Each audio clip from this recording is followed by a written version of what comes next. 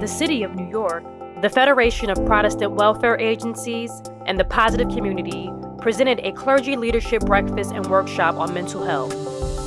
The initiative, entitled ThriveNYC, is being spearheaded by First Lady of New York City, Chirlane McCray.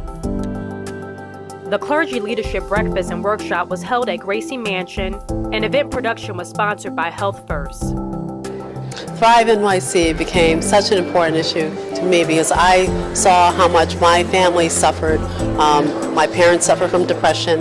Our daughter suffered from depression, anxiety, and addiction. And as I went around New York City, I noted that this is really a public health crisis. We've got 1 in 5 people who suffer from some type of diagnosable mental health condition, and we're not doing enough to address it.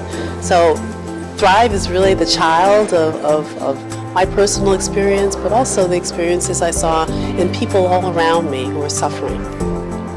The forum focused on the faith-based community being one of the initial points of contact to address the mental health crises in New York City. Shocking statistics show that 1 in 5 New Yorkers experience a mental health disorder in a given year.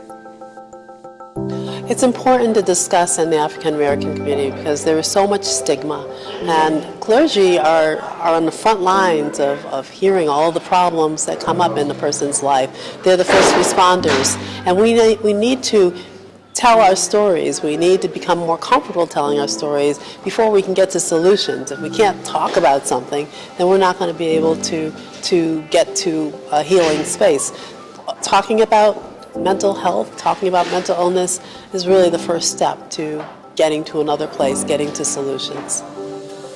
The conversation touched upon the stigma surrounding the subject of mental health in our communities, the lack of knowledge about symptoms, and limited access to care that prevents people from receiving the help they need.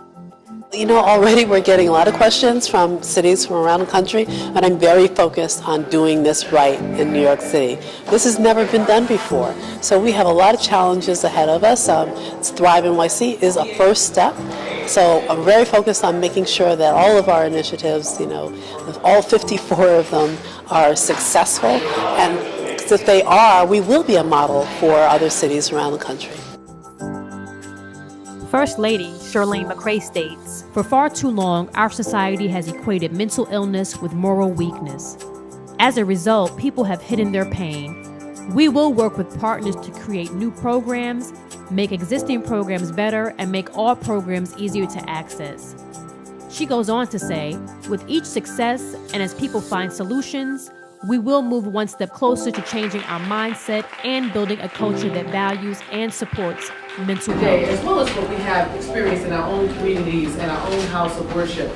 A network where we can, refer people to, whether it be a therapist, counselor, a hospital, a clinic. Come to the point where now you need to step into a place where there's professional mental therapy.